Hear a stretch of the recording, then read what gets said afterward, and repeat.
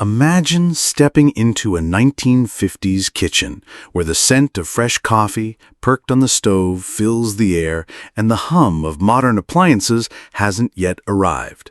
Instead of buttons and digital timers, you'd find sturdy tools built from metal, glass, and wood, gadgets powered by hand, cranks, and clever designs. Every meal was an act of patience, every recipe a small ritual, and every gadget a symbol of ingenuity. These weren't just tools, they were part of the rhythm of daily life, shaping family routines and traditions. Today on Vintage America, we rewind to explore 10 forgotten kitchen gadgets that once defined the American home. Each one a reminder of a time when simplicity ruled the kitchen. Before sleek drip machines and single-serve pods, the percolator was the beating heart of every American kitchen. This sturdy metal pot brewed coffee by cycling boiling water up through a hollow stem, then dripping it back down over the grounds in a slow, steady rhythm. The result was a strong, aromatic brew that grew bolder with each pass. Housewives and working men alike began their mornings to the bubbling hiss of a percolator, and many children grew up remembering the rich smell that drifted through the house. Some models sat directly on stovetops, their glass knobs glowing with steam so you could watch the coffee swirl. It wasn't just about caffeine, it was about ritual, comfort, and the shared rhythm of daily life.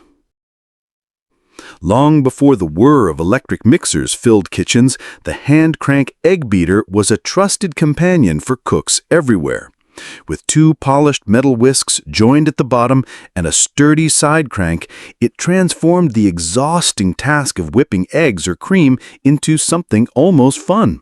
Housewives prized it for its efficiency, while children often begged to turn the handle, watching the blade spin faster and faster as batters thickened. Its simple gears and smooth rotation made it reliable, durable, and easy to clean. Whether preparing Sunday pancakes, fluffy meringues, or sponge cakes, this gadget was indispensable.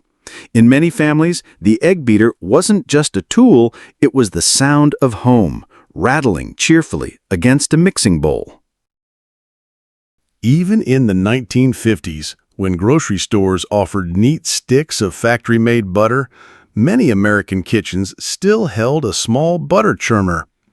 These tabletop gadgets were usually glass jars fitted with a hand crank and wooden or metal paddles inside. Families would pour in fresh cream, and with steady turning, the cream thickened, clumped, and finally separated into golden butter and thin buttermilk. Children often joined in, their arms growing tired as they watched the magic happen. The fresh butter was richer and more flavorful than anything packaged, and many homemakers flavored it with a pinch of salt or even herbs. A butter churner wasn't just a gadget, it was a connection to tradition, self-sufficiency, and the comforting taste of homemade food.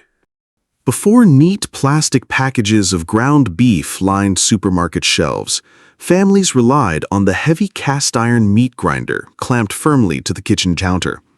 It was a rugged, no-nonsense gadget, often passed down from one generation to the next, its handle worn smooth by years of use.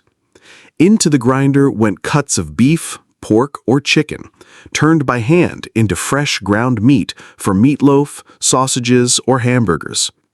Housewives valued it for thrift, since even tough cuts could be transformed into something tasty. Children sometimes watched in fascination as long strands of meat pressed through the perforated plate like thick noodles. The grinder wasn't just practical, it gave families control over their food, ensuring freshness in every meal they prepared. No 1950s dinner table was complete without a brightly colored gelatin creation shimmering in the center. Jell-O molds came in every shape imaginable, rings, domes, flowers, even fish, and turned a simple dessert into a conversation piece. Housewives layered fruits, vegetables, marshmallows, and sometimes even meats inside these wobbly towers, proudly unveiling them at church socials or holiday gatherings. Children loved the playful jiggle, while adults saw the artistry and precision it took to make layers set just right. Molds were made of metal or glass and often handed down like treasured bakeware. Today, these dishes may seem quirky or even odd, but in the 1950s, a carefully made Jell-O mold symbolized creativity, hospitality, and the joy of entertaining in style. In the 1950s, nothing felt more stylish at a dinner party than bringing out a gleaming soda siphon, also called a seltzer bottle. Made of heavy glass or metal and fitted with a trigger nozzle, it turned plain water into sparkling soda with the help of a small CO2 cartridge. Families kept them chilled in the icebox, ready to fizz up a glass of lemonade or mixed into cocktails when guests arrived. The sharp hiss of carbonation as the button was pressed added a touch of drama to any gathering. For children, it meant an exciting homemade soda treat, while adults saw it as sophistication in a bottle. Owning a soda siphon wasn't just practical, it was a mark of mid-century elegance. Before automatic ice makers became a standard kitchen feature, every household relied on sturdy metal ice cube trays. These trays, often made of aluminum, had a clever lever mechanism that cracked the frozen block into neat, uniform cubes. But getting the ice out wasn't always simple. Sometimes the cubes clung stubbornly, forcing people to run the tray under warm water or smack it against the sink. Children often fought over who got to pull the lever, listening to the satisfying snap as the cubes released. Hosting guests meant filling multiple trays in advance, making sure there was enough ice for lemonade, iced tea, or cocktails. These trays were small, everyday tools, but they carried with them the charm of a hands-on kitchen ritual. In the 1950s, canned goods were a staple in nearly every kitchen, and the rotary can opener was the gadget that made them possible. Unlike the sleek handheld models we use today, many homes had wall-mounted versions fixed near the pantry or countertop. To use it, you clamped the can against the blade, turned the crank, and listened as the metal lid was cut away with a satisfying scrape. It was simple, sturdy, and built to last, often doubling as a bottle opener too. Canned peaches, beans, and soups all passed through its sharp edge before landing on the dinner table. The rotary can opener was more than convenient. It was the quiet helper behind the rise of the modern canned food era.